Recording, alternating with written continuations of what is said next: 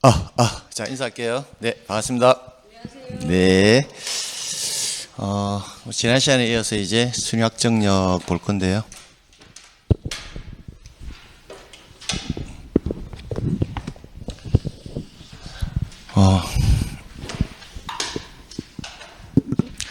자, 이쪽을 좀 볼게요. 일단 우리가 항상 등기법 공부할 때는 등기법의 기본 요체가 뭐냐면 실체관계의 내용을 등기라는 방법으로 외부에 뭐만 하면 된다? 공시를 하면 돼요. 그 공시하는 과정을 법률에 규정해 놓는 거거든요. 그러니까 지난 시간에 이어서 계속 정리를 한번 해보면 우리가 이제 X부동산에 관해서 갑과 을이 소유권 이전을 내용으로 매매 계약을 체결하게 되면 갑의 지위는 매도인, 을의 지위는 매수인. 이렇게 부동산에 관해서 법률 행위가 발생하면 갑이 현재 취득하고 있는 이 소유권이 을에게 귀속이 되려면 뭘 해야 한다? 등기를 해야 된다는 거예요. 그러면 매도인과 매수인이 등기소에 가서 등기를 신청을 할 것이고, 신청을 하게 되면 등기관이 접수를 받고 접수를 하면 심사를 할 거예요. 심사를 해서 기록을 거부하는 행위를 뭐라고 한다? 각하. 기록해주기 위한 행위를 수리. 그럼 수리하게 되면 등기관이 등기부의 등기를 뭐 한다? 기록한다고요. 그럼 기록하게 되면 등기관에게 부여된 고유식별 부호를 뭐 함으로써 입력함으로써 등기는 뭐가 된다? 완료가 돼요. 완료가 되면 을이라는 자가 소유권을 취득하거든요. 그럼 취득하는 시점은 언제다? 접수한 때부터 소유권을 취득한다. 이렇게 정리를 했습니다. 등기부의 구성은 세 부분으로 크게 구성된다 했죠. 이런 지문들은 반드시 암기하셔야 돼요. 이제 암기를 안 하면 안 됩니다. 표제부와 갑구와 뭐다? 을구 이렇게 나눠져 있고요. 나눠져 있고 그 다음 표제부에는 뭐가 기록된다? 부동산의 표시, 그죠? 그래서 표제부에는 부동산의 표시가 기록되고 거기에 기록되는 번호는 표시번호. 그래서 표제부는 표 이렇게 구성이 되고요. 그 다음에 갑구와 뭐다? 을구 이렇게 구성이 될 것이고 갑구에는 소유권에 관한 사항, 을구에는 소유권 외의 권리가 기록될 겁니다. 그래서 갑구에 최초 기록되는 권리가 뭐다? 소유권이죠. 모든 것은 소유권이 없으면 소유권 이의 권리는 나올 수가 없어요. 권리의 구성을 하셔야 됩니다. 그래서 갑구에 소유권이 최초 기록될 때 쓰는 용어가 뭐다? 보존이고요. 갑 이렇게 적힐 겁니다. 그럼 갑의 성명, 주소, 주민번호 이렇게 적히겠다, 그죠? 을구는 있을 수도 있고 없을 수도 있어요. 소유권 이의 권리가 있으면 기록하고 없으면 기록할 필요 없으니까.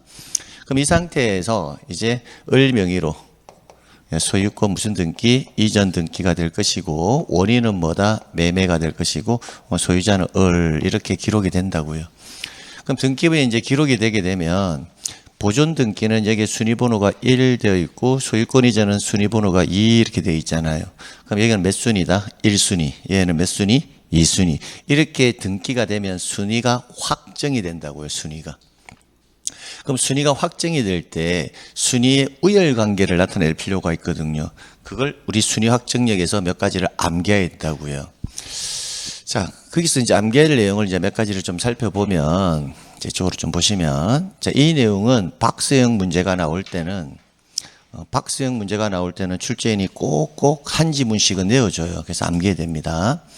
동일 부동산에 관해서 등기한 권리의 순위는 법률에 다른 규정이 없다면 등기 전후에 의하는데 그 등기의 전후는 같은 구에서 한 등기는 순위번호에 의하고 다른 구가 다른 경우에는 뭐에 의한다? 접수번호에 의한다. 확인한 데 있네. 구가 다른 경우에는 뭐에 의한다? 접수번호 이렇게 돼 있잖아요. 우리가 이걸 암기할 때는 어떻게 암기하면 되냐면 그냥 동순, 별접 이렇게 암기하시면 돼요. 한자로 동이 이게 같을 동자죠. 별자가 뭐다? 한자로 다를 별자예요. 다를 별. 그럼 같은 구에서는 뭐에 가고? 순위번호. 별, 다를 별. 구가 다르다면 뭐에 간다? 접수번호. 그럼 이게 무슨 말이냐면 이쪽으로 보면 같은 구에서는 순위번호에 한다고 했죠. 그러면 갑구가 같은 구죠. 여기가 같은 구. 갑구 내에서는 순위번호에 의해서 확정한다고요. 그럼 1순위가 빨리 확정되었다. 2순위가 빨리 확정되었다. 1순위 이렇게요. 그럼 당연한 이야기죠. 근데 갑구와 을구는 구가 다르잖아요. 갑구와 을구는 뭐다? 구가 다르죠. 가령 예를 들면 을구에 여러분에게 가장 익숙한 전세권 뭐다? 설정 등기 이렇게 집어넣을게요. 약식으로. 그럼 갑구와 을구는 구가 다를 때는 순위가 어떻게 해서 확정을 시킬 거냐면 여기에는 몇 순위고 2순위고 여기에는 뭐다? 1순위잖아요. 그럼 순위번호를 기준으로 해버리면 얘가 먼저 확정된 것처럼 보이잖아요. 그죠? 근데 구가 다를 때는 순위번호를 가지고 확정하는 것이 아니라 이 등기가 접수된 것이 그의 39번째로 접수되었다면 39호 이렇게 적힐 거고요. 이 등기는 49번째로 접수되었다면 49호 이렇게 적힐 거라고요. 그래서 구가 다를 때는 순위번호에 의해서 하는 것이 아니라 뭐에 의해서 접수번호를 기준으로 해서 어떤 것이 순위가 빨리 확정되었는지를 확인할 수 있다고요. 그러면 갑구의 뭐가 2순위가 을구의 1순위보다는 먼저 순위가 확정되었다라는 거예요. 그래서 같은 구 내에서는 뭐 가지고 순위번호를 가지고 구가 다르다면 뭐다? 접수번호를 기준으로 순위가 확정된다라는 겁니다. 두 번째, 대지권을 등기한 후에 뭐라고 되어 있잖아요. 그죠? 그럼 이 지문은요, 이해하려고 하지 마시고요. 그래서 뒤에 보면 대지권에 관한 등기로서 효력이 있는 등기와 이런 지문이 나오면 뒤에는 그냥 뭐에 의한다? 접수번호에 의한다. 이렇게 정리하시면 돼요. 이의를 요하지 않습니다. 그래서 암기할 때 대접한다 이런 느낌으로 암기하세요. 대지권에 관한 뭐로서 이렇게 나오면 뭐에 의한다? 접수번호. 그럼 틀리게 할 때는 뭐에 의한다? 순위번호에 의한다. 이렇게 하면 틀리겠다. 그죠? 그거 조심하시고요. 그 다음, 부기등기 순위는 주등기 순위에 의하고 부기등기 상호간의 순위는 그 전후에 의한다. 라고 되어 있죠. 부기등기 순위는 주등기 순위에 의한다. 라는 표현을 보면 여기에 하나의 주등기, 독립한 번호가 붙어져 있고요. 그럼 그 아래에 1번 등기에 부가해서 기록하는 첫 번째 등기가 부기등기죠. 그러면 이 부기등기 순위는 무슨 순위에 한다? 주등기 순위에 의하겠다라는 겁니다. 그럼 1부기 1호는 몇 순위다? 1순위다라는 거예요. 주등기 순위에 하니까. 근데 하나의 주등기에 부기등기가 두 개가 있을 수도 있잖아요. 그럼 1부기 2호도 역시 몇 순위에 한다? 1순위에 하거든요. 그럼 우열관계가 없어지잖아요. 그럼 이때는 부기등기 상호간의 순위는 뭐에 의한다? 전후에 의한다. 뭐다? 후에 의한다. 먼저 성립된 부기등기가 순위가 빨리 확정되었다라는 의미예요. 그 다음 가등기에 기한 뭐다? 본등기 순위는 뭐의 순위에 한다? 가등기 순위에 한다. 그럼 그 말은 아직 가등기가 뭔지는 모르잖아요. 그럼 가등기는 일단은 순위를 확정시키기 위해서 가짜로 일단 예비적 단계로서 등기를 해놨다는 거예요. 그럼 가등기를 하고 얘 본등기를 할 거잖아요. 하게 되면 진짜 등기를 하게 되면 순위는 뭐다? 가등기 시점으로 소급해서 확정된다는 거예요. 그래서 가등기에 대한 본등기 순위는 무슨 순위여야 한다? 가등기 순위여야 한다. 일단 암기해 두시고요. 그러니까 말소 회복 등기. 말소 회복 등기라는 것은 가령 쉽게 표현을 하면 지금 여기에 전세권 등기가 있잖아요. 그죠? 그럼 이 전세권 등기가 적법하게가 아니라 부적법하게 말소가 되었다고요. 실체 관계상에서는 전세권이 존재하는데 이 전세권이 부적법하게 말소되었다는 겁니다. 그럼 다시 뭐 한다? 회복을 해야 되겠죠. 그때 하는 등기가 말소 회복 등기라고요. 그럼 회복할 때는 몇 순위였으니까 1순위였으니까 1순위 그대로 회복을 한다라는 겁니다. 그래서 말소 회복 등기는 회복하고자 하는 등기와 동일한 순위 및 효력을 보유한다. 즉 말소되기 전에 있었던 순위 그대로 뭐 한다? 회복한다. 그렇게 정리해 주시면 됩니다. 그래서 요 지문은요. 동순별접 대접한다. 부기등기 순위는 주등기, 부기등기 상호간에는 전후, 가등기한 본등기 순위는 뭐예? 가등기 순위, 말소회복 등기 순위는 종전의 등기와 동일한 순위로 회복한다. 그렇게 정리해 주시면 됩니다. 자, 그 다음 이 등기 추정력이라고 되어 있는데요. 이 추정력과 관련해서는 추정력과 관련해서는 이쪽으로 좀 볼게요.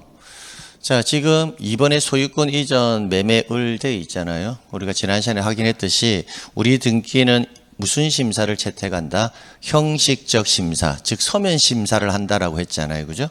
그러니까 허위 등기의 위험성이 상당히 뭐하다? 높다라고요. 높으니까 우리 등기에는 국가가 등기를 100% 신뢰하라 한다, 하지 않는다? 하지 않는다고요. 등기의 공신력을 인정하지 않고 단순히 을이라는 사람이 소유자일 거야라는 정도의 뭐만 인정한다? 추정력만 인정한다고요. 그래서 등기는 다 추정력이 인정이 되는데 항상 우리가 등기라는 것은 이런 거죠. 항상 제가 말씀드리지만 실체관계의 내용을 등기라는 방법으로 공시만 하면 된다고 했죠. 그럼 반대로 이야기해 볼게요. 이 등기부를 보고 어떤 실체관계가 있었는지도 유추할 수 있어야 된다고요. 그걸 등기를 읽는 힘이에요. 그럼 이 등기를 보면 어떤 생각이 들어요? 아, 갑이라는 사람과 을이라는 사람이 뭐다? 매매 계약을 했겠구나라고 추정할 수가 있죠. 이런 것들이 다 뭐다? 추정력이에요. 근데 이 추정력이라는 것은 갑구와 을구는 권리의 등기잖아요. 그죠? 권리의 등기에 대해서만 추정력이 인정이 되고 표제부는 권리의 등기가 아니잖아요. 부동산 표시의 관계잖아요. 그래서 부동산 표시와 관련되는 등기에는 추정력이 인정되지 않는다라고요.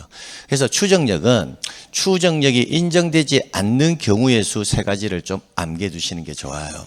그래서 표제부에 이루어지는 등기, 그 다음에 가등기, 그 다음 사망자 명의의 등기, 사망자 명의의 등기. 이런 애들은 추정력이 인정되지 않는다. 그렇게만 좀 암기를 해두세요. 표제부 등기와 가등기와 사망자 명의의 등기에 대해서는 추정력이 인정되지 않는다.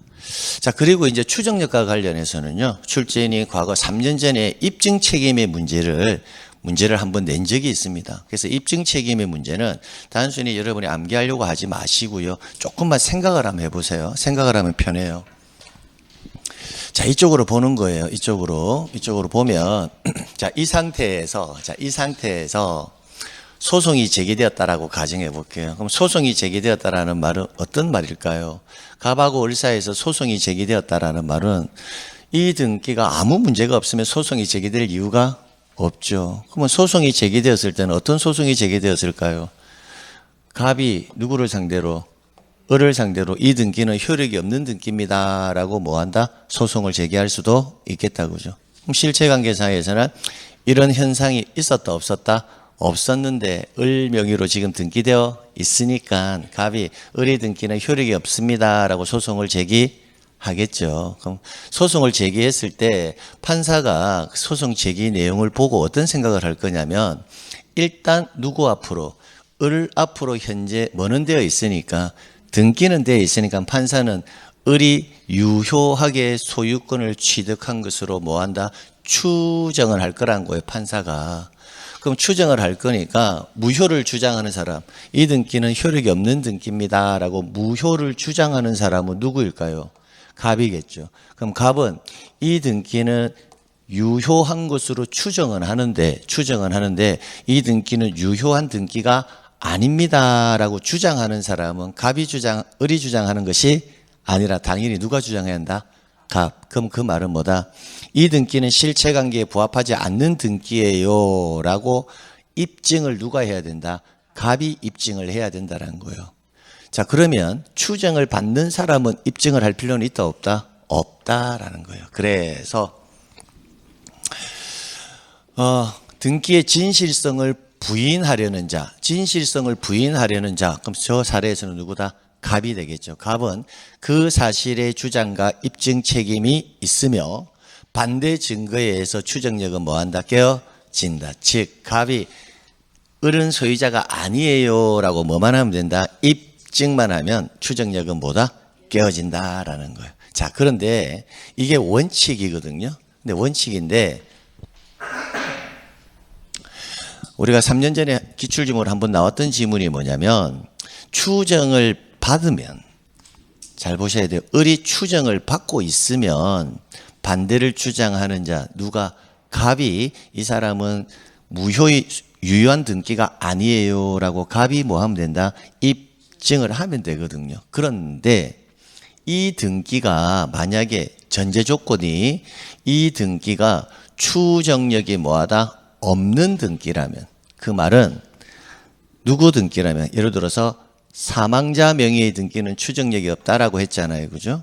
그럼 만약에 이게 사망자 명의가 등기가 되었다며 이렇게 조건이 나왔을 때는 이 등기는 추정력이 있다 없다? 없다라는 거예요. 유효라고 추정하지 않는다라는 거예요.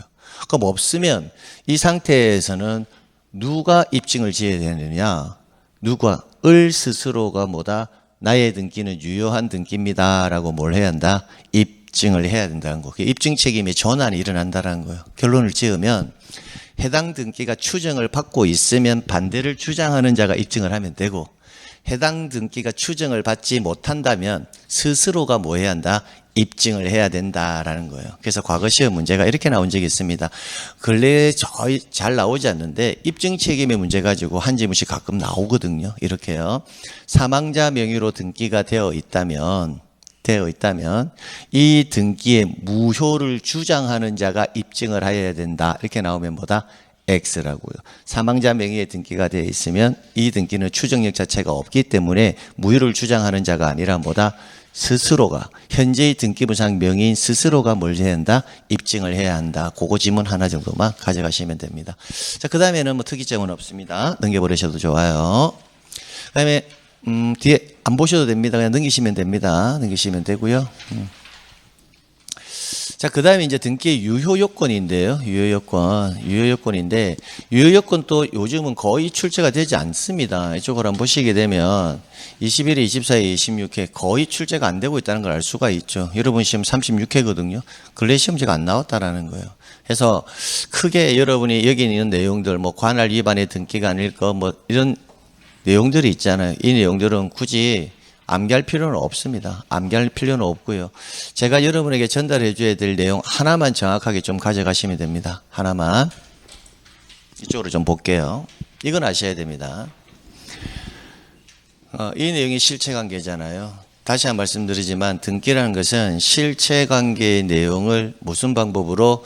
등기라는 방법으로 외부에 뭐만 하면 된다? 공심하면 돼요. 그럼 그 말은 절차관계에 대해서는 유효, 무효를 판단하는 근거 기준이 없다라는 거예요. 그러니까 절차관계는 신경 안 쓰셔도 된다라는 거예요. 등기라는 것은 실체관계의 내용을 뭐라는 방법으로? 등기라는 방법으로 공심하면 되지. 가령 예를 들어서 지금 여러분이 저 부산을 내려가야 돼요. 부산을 내려가야 되면 부산을 내려가는 방식은 많죠. 비행기 타고 갈 수도 있고, 걸어서 갈 수도 있고, 배를 타고 갈 수도 있고, 버스를 타고 갈 수도 있고, 자동차를 타고 갈 수도 있고, 어떤 방법으로 가느냐는 우리 등기의 유효, 무효에는 기준이 되지 않는다라는 거예요. 여러분이 어디에만 가기만 하면 된다? 부산에 가기만 하면 된다라는 거예요. 근데 이제 민법은 좀 다르죠. 민법은 원인이 있고 결과가 나오는 과정사이에서 구석구석을 다 따져본단 말이에요.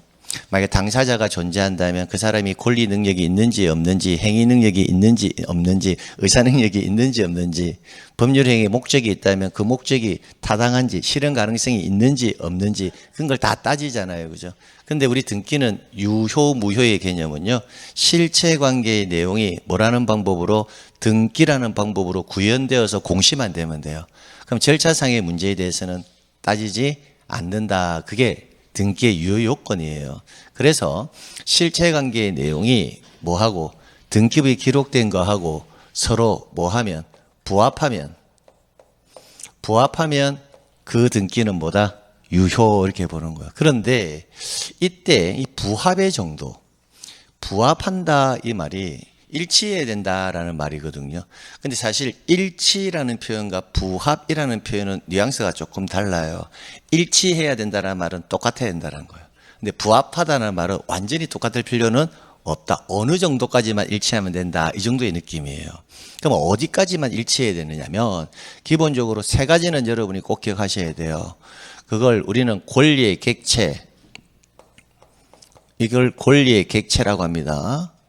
갑과 을을 권리의 뭐다? 주체라고 합니다. 주체. 그래서 권리의 객체와 주체는 잘 아는데 잘 안 되는 게 뭐냐면 이게 잘 안 되더라고요. 여기서 소유권 이전이라고 되어 있잖아요. 권리가 뭐다? 소유권이죠. 이걸 권리의 뭐라고 한다? 종류라고 해요. 권리의 뭐다? 종류. 그러면 주체와 객체와 종류 이 세 가지만 실체관계의 내용과 등기가 뭐하면 일치하면 그것만 일치하면 그 등기는 뭐다? 유효, 효력이 있는 것으로 보겠다라는 거예요. 근데 이 말은 지극히 당연한 이야기예요. 보세요. 객체, 주체, 그죠?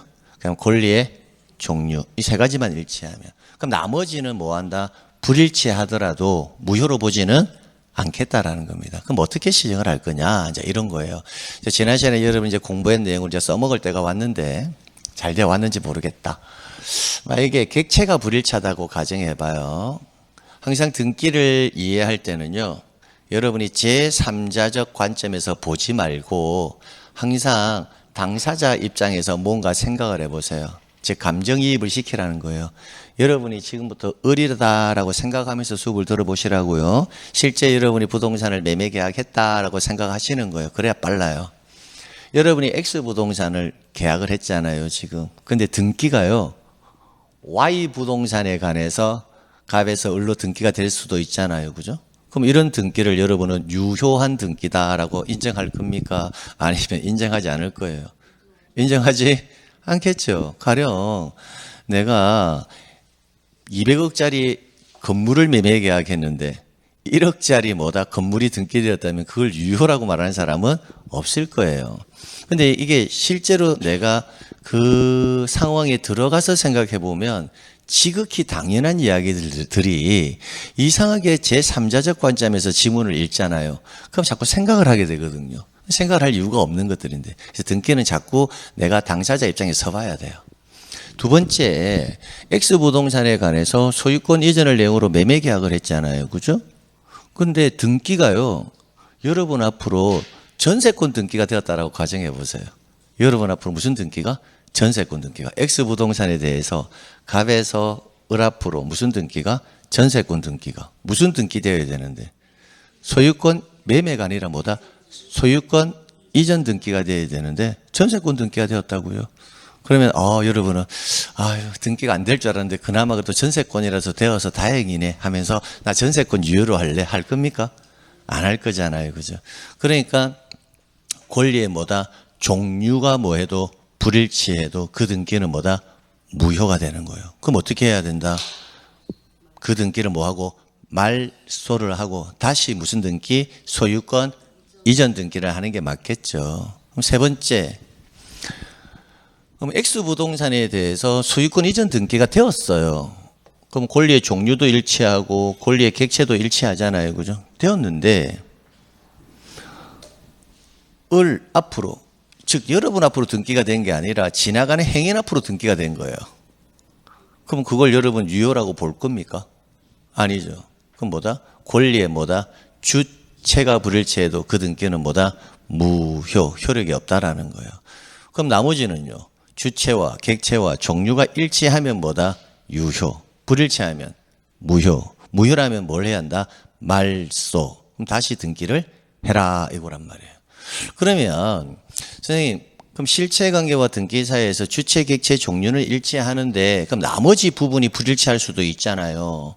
그러면 그때는 여러분 어떤 생각을 가져야 돼요? 주체, 객체, 종류만 일치하면 유효다라고 했잖아요. 그럼 나머지 부분이 불일치하다는 것은 불일치한 부분을 시정만 해주면 되는 것이지 등기를 말소까지 할 필요는 없다라는 거예요. 가령 한번 예를 들어 볼게요. 자, 여러분하고 우리 갑과 을이 무슨 계약을 체결했냐면 만약에 증여 계약을 체결했다라고 가정할게요. 무슨 계약? 증여 계약을 체결했어요. 증여 계약을 체결해서 등기 신청을 해가지고 등기가 되었거든요. 그럼 증여로 오든 매매로 오든 소유권 이전 등기가 되는 것은 당연하죠. X부동산이 왔고요. 여러분 앞으로 등기되었어요. 다만 원인이 증여 계약인데 등기부에는 뭐라고 기록되어 있다? 매매로 기록되어 있잖아요, 지금. 그죠? 그럼 이럴 때는 이 등기가 효력이 있을 거냐, 효력이 없을 거냐를 또 생각해 보는 거예요. 어떨 것 같아요? 효력이 있을 것 같아요? 없을 것 같아요? 그러니까 지금 생각을 할 때는 뭔가 지금 생각을 뭔가를 하고 있다라는 의미는 어떤 의미냐면 감각적으로 문제를 풀고 있다는 거, 해결을 하려고 하고 있다는 거. 왠지 저거는 유효 같은데 이런 느낌은 옳지 않다는 거 공부할 때. 기준값을 제시해 드렸잖아요. 주체와 객체와 종류. 그래서 수업을 들을 때는 당연한 것들이 수업을 들을 때는 뭐다? 당연한 것들이 실제 지문을 접했을 때는요. 당연하게 안 보이거든요. 그럼 어떻게 해야 돼요? 유효 무효를 판단하는 기준값은 뭐 한다? 암기를 해야 된다는 거예요. 지금처럼 아주 간단한 내용이라 하더라도 주체와 객체와 종류 항상 생각을 하고 있어야 돼요. 유효냐 무효냐를 물어본다. 그러면 나는 항상 판단해야 된다. 주체와 객체와 종류 이 기준으로 판단한다는 거. 그러니까 이런 것들이 암기가 안 되니까 문제를 해결을 하는 능력 자체가 감각에 의존하면서 문제를 푼단 말이에요. 왜냐하면 수업을 들을 때는 이해가 되고 당연한 것들이거든요. 근데 당연한 것들이 문제가 났을 때 안 풀리는 이유가 당연한 것들을 암기를 안 해서 그래요. 그러면 주체와 객체와 종류는 증여로 오든 매매로 오든 주체, 객체, 종류는 일치합니까? 일치하죠. 뭐만 다를 뿐이다?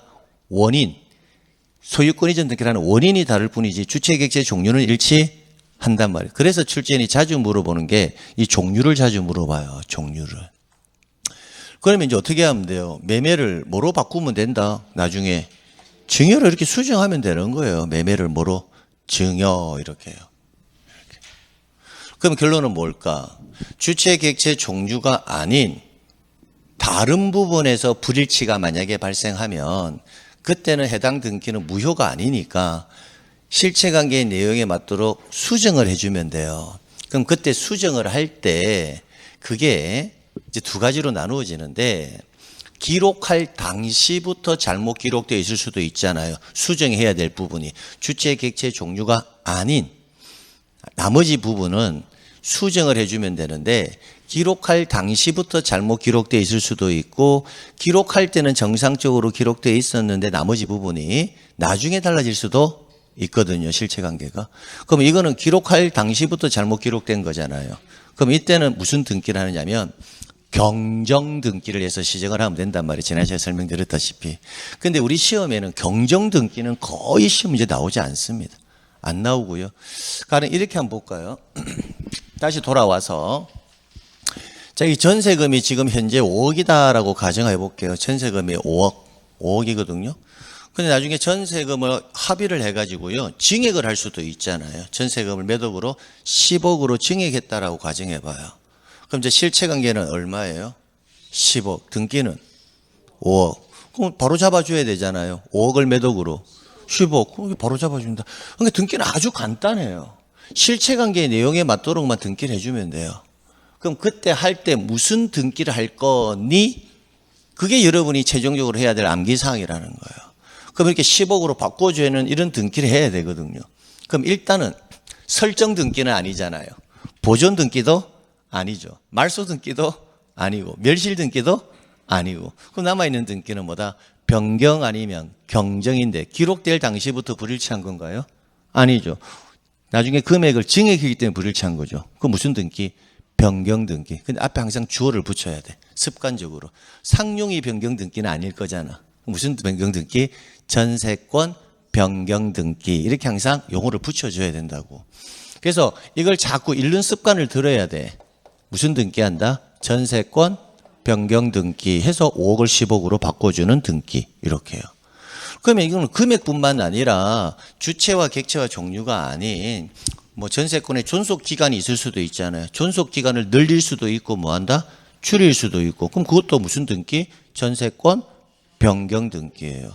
그래서 등기를 공부하다가 내가 어떤 실체관계의 문제가 발생했을 때 그것을 바로 잡아야 되겠다라고 할 때는 실제적으로 좀 망설여지잖아요. 무슨 등기를 할지 모르겠다 망설여지죠. 그럼 대부분 변경 등기예요. 대부분. 왜? 주체와 객체와 종류가 불일치하다는 것은 여러분이 대번에 알 수가 있어요. 아, 이거는 효력이 없을 것 같은데? 다 무효거든요. 말소잖아요. 그러니까 대부분 주체, 객체, 종류가 아닌 부분들은 다 뭐로 간다? 변경 등기식으로 한다고요. 그럼 하나만 더 해볼까요? 이거. 이런 거 한번 해볼게요. 제가 그러면 이런 거.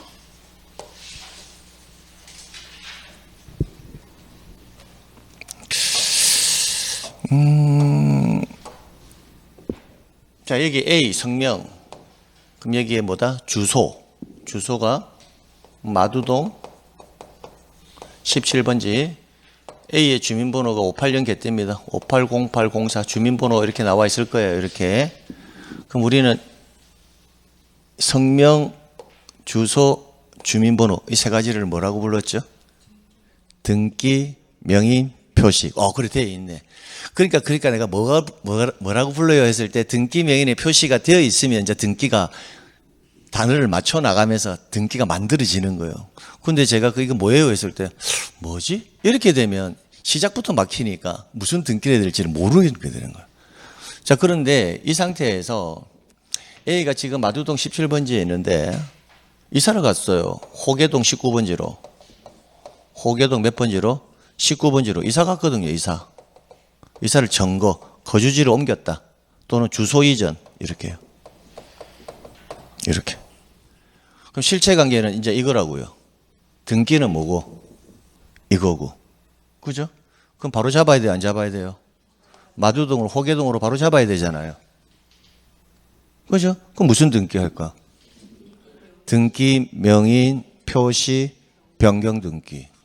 그럼 지금 등기, 명인, 표시, 변경 등기를 뭔지 알게 되었죠? 그럼 이 등기, 여러분이 전세권자라면 등기, 명인의 표시, 변경 등기를 하니까 기록상 누군가는 권리를 얻고 누군가는 권리를 잃고 그런 개념이 발생합니까? 안 하죠. 그럼 누구랑 가야 될까요? 혼자 가야죠. 단독 신청 이렇게 나오는 거예요. 올해 시험 문제. 그러니까 기본적인 용어의 해석에서 다 나온다. 그 용어의 해석이 어떤 단어인지를 모르니까 못 풀 뿐이지 어떤 내용인지만 알면 등기는 다 해결할 수 있다고요. 이게 첫 출발점이에요. 이게 안 되면 등기를 읽어 나갈 수가 없거든요. 그러니까 11월, 12월 이 과정에서 여러분은 기본적으로 실체관계의 내용이 이렇게 달라졌을 때는 등기상으로 내가 어떤 등기를 구현시켜서 정리를 해야 되느냐 그걸 알아가는 게 중요하다고요. 됐습니다. 그럼 그렇게 하시네. 됐어요. 자, 그러면 이제 조금 이야기를 바꿔서 그러면 저게 주체, 객체, 종류 저걸 머릿속에 딱 가지고 있으세요. 유효냐 무효냐 말소를 할 거냐 안 할 거냐의 문제는 주체, 객체, 종류의 문제라고요. 그럼 이제 이쪽으로 한번 볼까요? 그러면 금방 본 것처럼 등기 원인이 불일치한 것은 무효가 아니네요. 그죠? 그럼 등기 원인이 불일치하더라도 주체와 객체와 종류, 달리 말하면 실체 관계와 뭐하면 부합하면 그 등기는 뭐다? 유효. 나머지 부분이 불일치하다면 변경 등기나 경정 등기를 해서 시정하면 된다. 그럼 여기서 하나 질문을 합니다. 변경 등기나 경정 등기를 하려면 현재 해당 등기가 유효한 상태여야 돼요? 무효의 상태여야 돼요? 유효한 상태가 돼야 돼요. 무효면 말소를 했을 거니까. 이런 것들이 시험 문제라고요. 그래서 우리가 변경 등기나 경정 등기는 해당 등기가 무효인 상태에서는 변경, 경정을 할 수가 없어요. 유효한 상태에서만 변경이나 경정이 가능한 거예요. 자, 그럼 또 하나 더 한번 해보죠. 제가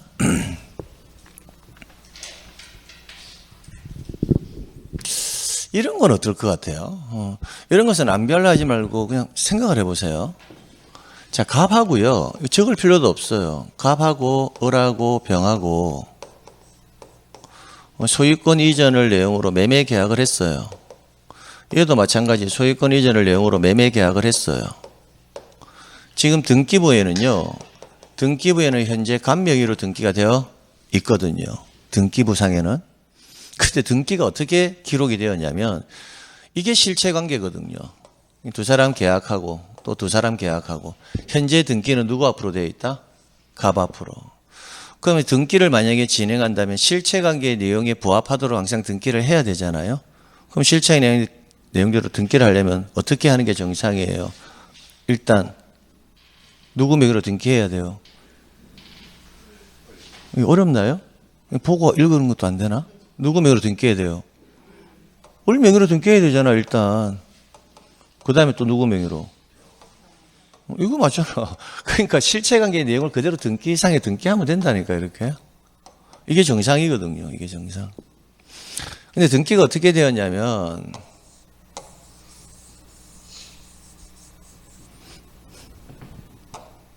등기가 소유권 이전, 매매, 을이 아니라 뭐다? 병 앞으로 등기가 되었다고요. 등기가 누구 앞으로? 병 앞으로. 우리나라 등기에서는 이런 게 가능할 수도 있습니까? 실체관계가 이런데 이런 등기가 가능할 수도 있나요? 있어? 있어 없어? 왜 있어? 그렇죠. 형식적 심사주의 때문에. 서면만 심사한단 말이에요. 그러니까 기본적인 어떤 등기 용어를 자꾸 익혀야 돼요. 이게 딱 보는 순간 있어 했을 때 선생님 당연히 있죠. 왜? 등기관은 뭐만 심사하니까? 서면만 심사하니까. 그럼 등기 신청할 때 갑하고 병하고 등기한 것처럼 해서 등기 신청 서류 넣었다라는 거예요. 그러니까 등기하는 이 내용을 알 수가 없으니까 그냥 등기해 준다고요. 그냥. 되겠나요? 그래서 항상 무슨 심사를 한다? 서면만 심사한다. 그 생각을 꼭 가져야 돼요. 그러니까 이게 가능하죠. 그죠? 그럼 가능하다. 여기까지는 왔고 이제. 그러면 이제 이 등기가 유효일 거냐 무효일 거냐를 판단해 봐야 된다는 거예요. 등기가 뭐다? 유효일 거냐 무효일 거냐. 그럼 유효냐 무효를 판단할 때는 세 가지 기준을 적용시켜 보라는 거예요. 주체와 객체와 종류. 일단 객체는 제가 안 적어놨는데 X부동산 그대로 왔어요. X부동산에 했으니까 X부동산이 왔어요. 일단 객체는. 그 다음에 이런 판단해 보라고요. 일단 권리 종류도 일치합니까? 권리 종류 일치합니까? 일치하죠. 그 다음에 주체는요? 주체는 정확하게 표현하면 불일치는 발생했죠. 정확하게 표현하면. 왜? 을이 등기가 없으니까. 원래는 등기 이렇게 해야 되잖아요. 갑에서, 을에서, 병. 이런데 이 애가 뭐가 되었다?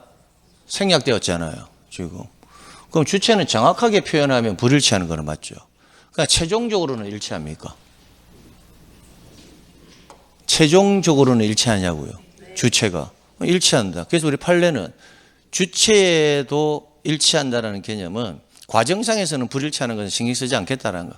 최종적인 사람만 일치하면 된다는 거야. 일치하면. 그럼 이 등기도 뭐 한다? 유효라는 거야. 왜냐하면 그럼 등기를 만약에 이 등기가 중간에 등기가 생략되었기 때문에 무효다라고 이 등기를 판단해 버리면 어떤 문제가 발생한 줄 아세요? 중간에 생략되었기 때문에 이 등기는 무효야 라고 판단하면 그럼 다시 등기하라는 거죠. 그럼 다시 등기하면 갑에서 을에서 병. 판사가 무효라고 판단한 등기가 다시 되거든요.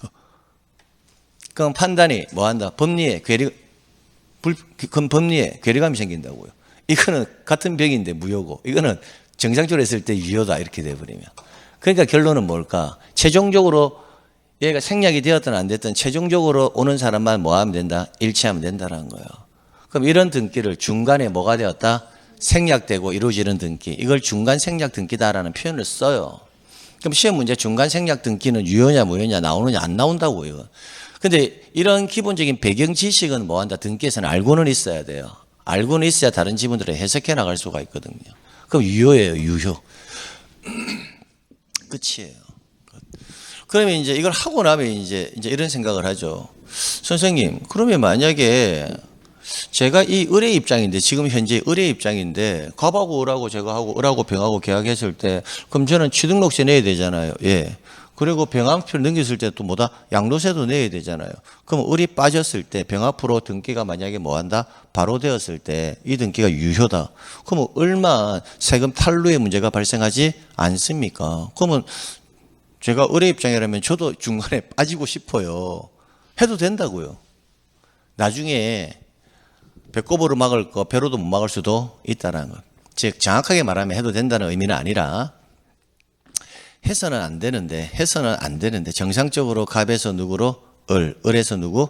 병 이렇게 해야 되고 의뢰 등기를 생략시켜서는 안 되는데 등기관이 생략했는지 안 되는지 판단할 수 없잖아요.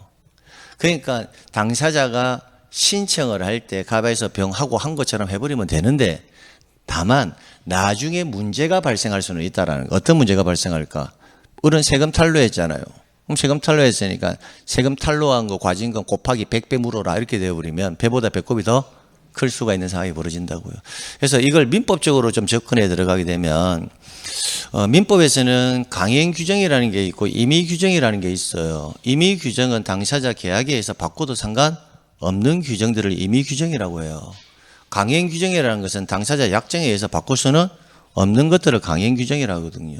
쉽게 말하면 해도 된다가 뭐다? 임의 규정. 해서는 안 된다가 뭐다? 강행 규정. 그럼 이 중간 생략 등기도 해서는 안 된다가 맞아요. 해서는 안 되는데 이미 했다면 사법상의 효력까지 부정하지는 않겠다. 즉 무효로 보지는 않겠다라는 거예요. 다만 처벌은 받는다는 거예요. 처벌. 임의 규정은 위반을 했다고 상관없어요. 처벌도 안 받고. 근데 강행 규정은 단속 규정과 효력 규정으로 나눠지는데 효력 규정은 위반하면 무효예요. 근데 단속 규정은 위반하더라도 무효는 아니고 다만 처벌은 받는다. 이런 구조로 이해하시면 됩니다. 노상방뇨하면 돼요? 안 돼요? 안 되죠. 해서는 안 된단 말이죠. 무단횡단하면 돼요? 안 돼요? 안 돼요. 근데 노상방뇨 해서는 안 된다는 걸 알고 있는데 하기는 해요? 안 해요? 해본 적 없어요? 너무 어렵나요, 질문이? 해본 적 없어요? 없어요. 아마 곰곰이 생각해 보세요. 한 번 정도는 해봤을 거예요, 아마. 어릴 때, 3살, 4살 때 기억나요? 엄마가 급하면 고속도로에서 하고 할 수도 있잖아요. 그죠? 그럼 해서는 안 되는데 했다. 그럼 했다 했을 때 이걸 만약에 무효라고 한다고 생각하면 어떤 현상이 벌어질까요? 무효가 되면 원상회복의 의무가 생기거든요. 그럼 어떻게 싼 걸 다시 집어넣어요? 못 넣잖아요. 그런 애들이 대부분 단속 규정이에요. 위반한 것은 어차피 위반한 건 어쩔 수 없고 일단 그거는 인정하고 나중에 뭐다? 과태료라든지 벌칙 규정을 통해 가지고 뭐 한다? 제재를 가한다는 거예요. 무단횡단 하면 돼요? 안 돼요? 안 되거든요. 그럼 했어요. 그럼 했으면 무효야. 그러면 원상회복. 그럼 다시 또 무단횡단을 또 해요. 안 되잖아요. 그런 것들 식료품이라든지 뭐 이런 거 있잖아요. 그런 것들은 다 뭐다? 단속 규정으로 본다라는 거예요.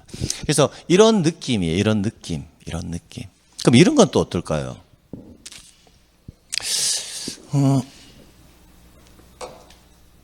자, 이쪽을 한번 보실래요? 자, 여러분하고 저하고 전세권 설정 계약을 했다고 생각해 보세요. 여러분하고 저하고 무슨 계약했다? 전세권 설정 계약을 했어요. 여러분이 전세권자 하세요. 그냥 제가 집주인 해볼게요. 전세권의 존속기한이 만료되어 가지고요. 제가 전세금 여러분에게 돌려주고 여러분 또 뭐 한다? 목적물을 저한테 반환했어요. 그럼 끝나죠. 그럼 실체관계 종료되었죠. 종료되었다면 이 전세권 등기는 효력이 있다 없다? 이제 없다. 없으니까 뭐 한다? 말소를 하는 게 맞아요. 근데 제가 말소를 안 했어요. 안 하고 그냥 냅뒀거든요. 그냥 세월이 지났어요. 1년이라는 세월이 지나서 여러분이 다시 저를 찾아와 가지고 선생님 그때 그 집 아직 비어 있나요? 하는 거예요. 그러니까 비어 있다 하니까 다시 저랑 전세권 설정 계약할 수 있죠. 똑같은 금액으로 할 수 있잖아요. 없어요? 한 번 하고 안 볼 거예요. 할 수는 있죠. 할 수 있다고요. 그거 했어요. 그럼 했다면 전세권 물건이니까 다시 등기해야 되죠. 등기를 하려고 보니까 1년 전에 해놨던 등기가 그대로 있는 거예요. 그럼 다시 기록해도 똑같은 등기가 될까 안 될까? 다시 등기한다면 똑같은 주체, 객체, 종류는 일치할까 안 할까? 주체, 여러분 좋아하니까 일치하죠. 똑같은 집이죠. 객체 일치하죠. 권리 종류 일치해요? 불일치해요? 일치하죠. 그러니까 생각할 필요 없이 모든 게 주체, 객체, 종류로 통일된다는 거예요. 다시 해도 주체, 객체, 종류는 일치합니까? 그러면 굳이 이 등기 말소하는데 비용 들고 설정하는데 또 비용 드니까 그거 하지 말고 이 등기를 그대로 둘이 합의해가지고 유효한 등기로 지금부터 쓰자. 이렇게 약정해도 될까요? 상관? 없다고요. 무슨 문제가 발생하느냐는 거예요. 아무 문제가 발생 안 하죠. 다시 해도 뭐다? 전세권 설정이 될 거고 주체 같고 객체 같고 종류 같으니까 이런 등기를 무효의 등기를 뭐 한다? 유용한다라는 표현을 쓰는 거예요. 그래서 무효의 등기의 유용도 허용하겠다라는 거예요. 왜? 주체, 객체, 종류가 일치하니까. 다만 그 1년 사이에 등기부에 새로운 누군가 기록이 되어가지고 그 사람이 뭐다? 손해를 입을 염려가 있어서는 안 된다고요. 그 말은 뭐다? 이해관계. 유용을 함으로써 현재 여러분하고 저하고 저 등기를 유용함으로써 중간에 누군가 손해를 입을 우려가 있는 자가 있다면 그때는 유용을 허용하지는 않겠다라는 거. 그러니까 이해관계인만 존재하지 않는다면 언제든지 두 사람 사이의 문제는 유용을 허용해 주겠다라는 거. 결론은 뭐다? 실체관계의 내용에 등기라는 상으로 뭐가 되면 된다? 공시만 되면 돼요. 어디까지? 주체, 객체, 종류. 그럼 이해는 가시죠? 그럼 이해가 가면 이해가 가는 대로 끝나는 게 아니라 뭐 한다? 암기해야 된다고요. 아, 중간 생략 등기 이런 게 만약에 생략된다 하더라도 실체관계와 등기가 주체, 객체, 종류가 일치하니까 아, 이 등기는 뭐다? 유효야. 이렇게. 그 무효의 등기의 유형도 이해관계만 없다면 아, 주체, 객체, 종류는 뭐 하는가? 일치하니까 그것도 뭐다? 유효야. 이렇게. 원인이 불일치하는 것은 주체, 객체, 종류는 일치하니까 그것도 뭐다? 유효야. 그럼 이런 개념으로 이렇게 정리하시면 된다고요. 그럼 이런 건 어떨까요? 제가 건물을 신축했어요. 말로 할게요. 신축했어요. 저랑 매매계약을 체결했어요. 여러분이. 그러면 정상적으로 했다면 건물을 신축하는 순간 저는 소유자고요. 제 취득한 소유권을 처분하려면 뭐 해야 한다? 등기해야 되고. 그럼 제 앞으로 보존 등기를 한 다음에 여러분에게 소유권 이전 등기를 해주면 되잖아요. 그런데 제 등기를 생략하고요. 그냥 제가 여러분께 서류 다 줄 테니까 여러분이 소유권 보존 등기하세요. 한 거예요. 그래서 여러분이 서류 들고 가지고 소유권 보존 등기한 거예요. 그럼 주체는 일단 뭐 한다? 일치하죠. 여러분이 소유권 이전을 받든 소유권 보존을 받든 소유권 가져오는 건 똑같잖아요. 권리의 종류도 뭐다? 소유권 가져왔죠. 부동산 가져왔죠. 그럼 어차피 여러분 소유권 취득한 거 똑같고 그 부동산 가져왔으니까 그 등기도 뭐하다? 유효하다고요. 이런 것을 모두 생략 등기, 머리가 되는 등기가 없어지고 여러분 앞으로 되는 등기. 결론을 지을게요. 주체, 객체, 종류만 일치하면 그 등기는 뭐하다? 유효. 이렇게 하는 거예요. 나머지 부분이 만약에 불일치가 발생했다. 그러면 유효하다는 전제하에서 뭐한다? 나머지 부분은 수정을 해주면 된다. 무슨 등기로? 변경 등기나 경정 등기로. 근래에 나왔던 질문 하나 말씀드릴게요. 여러분하고 저하고 임차권 설정 계약을 체결했습니다. 전세권 설정 계약을 체결했습니다. 여러분하고 저하고 전세권 설정 계약을 체결했다. 했는데 등기가 임차권 설정 등기가 되었다. 그럼 해당 등기는 경정 등기로 시정한다. OX. O야? 그러니까 감각으로 풀지 말고 좀 생각을 해보라니까. 여러분하고 저하고 실체관계상에서는 전세권 설정 계약했다고. 전세권 설정 계약을 했다고. 등기는 임차권 등기가 나왔다고. 그 유효야? 일단 생각을 해봐봐. 주체는 일치하죠. 특별한 말이 없으면 나머지는 일치하거든. 주체는 일치하죠. 객체도 일치하죠. 권리의 종류가 전세권과 임차권하고 같아요? 다르죠. 권리의 종류가 다르잖아요. 여러분 전세권하고 임차권은 다른 권리예요. 전세권은 물권이고 임차권은 채권이에요. 권리의 종류가 다르죠. 그럼 유효 무효? 무효. 무효니까 해당 등기는 뭐하고 말소를 하고 다시 전세권 등기를 해야 된다고요. 이렇게. 그러니까 항상 시험 문제 물어보는 게 뭐다? 권리의 종류를 물어본단 말이에요. 그 정도는 알고 가시란 말이에요. 그러니까 여기서 이제 뭘 해야 돼? 주체가 뭔지, 객체가 뭔지, 권리의 종류가 뭔지는 뭐 한다? 암기해놔야 된다는 거예요. 그래야 모든 지문이 나왔을 때 이를 해결할 수가 있으니까요. 그런 내용들을 여기 적어 놓은 거예요. 중간생략 등기, 중간생략 등기, 그 다음에 뭐 모두 생략 등기, 실제와 다른 등기원의 등기, 무효의 등기의 유용, 뭐 이렇게 적어 놓은 거예요. 그래서 그 내용 정도는 그냥 가볍게 한번 읽어보고 넘어가시면 됩니다. 크게 의미를 부여할 필요 없습니다. 등기 절차 총론. 자, 여기서부터가 이제 중요한데, 이 등기 절차 총론은 뒤에 이어서 나오는 게 등기 절차 강론이에요. 강론. 그래서 제가 총론에서 설명한 것들은 강론에서 따로 설명을 하지 않을 겁니다. 그런데 총론에서 나오지 않는 내용들은 강론에서 제가 설명을 할 거예요. 무슨 말이냐면 강론하고 총론은 서로 같은 내용이에요. 강론의 내용은 이 개별각자거든요. 각각의 권리에 맞도록 지문이 구성되어 있는 건데 강론에 나오는 내용을 요약 정리해 놓은 게 뭐다? 총론이에요. 총론에 요약 정리한 내용을 뭐다? 풀어 헤쳐 놓은 게 뭐다? 강론이에요. 그래서 총론과 강론은 지문의 내용이 계속 반복됩니다. 지난 시간에 제가 언급했듯이 등기법이 지적법보다 책 분량이 많은 이유가 내용이 많아서가 아니에요. 내용이 계속 뭐한다? 중복되기 때문에 책 페이지가 많은 것이지 똑같은 내용이 중복된다는 거예요. 그래서 강의를 진행하면서 중복되는 내용을 계속 제가 설명하고 하면 등기법은 24시간을 해도 모자라요. 그러니까 중복되는 내용은 가능한 앞에서 설명했던 거는 뒤에 가서 생략할 거고 앞에서 없는 내용은 뒤에 가서 그 내용은 확인하고 갈 거란 겁니다. 그래서 등기 절차 총론 파트가 사실은 시험에서 가장 중요한 파트입니다. 근데 시험 문제는 어디서 많이 나온다? 강론에서 많이 나와요. 강론에서. 근데 내용은 뭐하다? 같은 내용이라고요.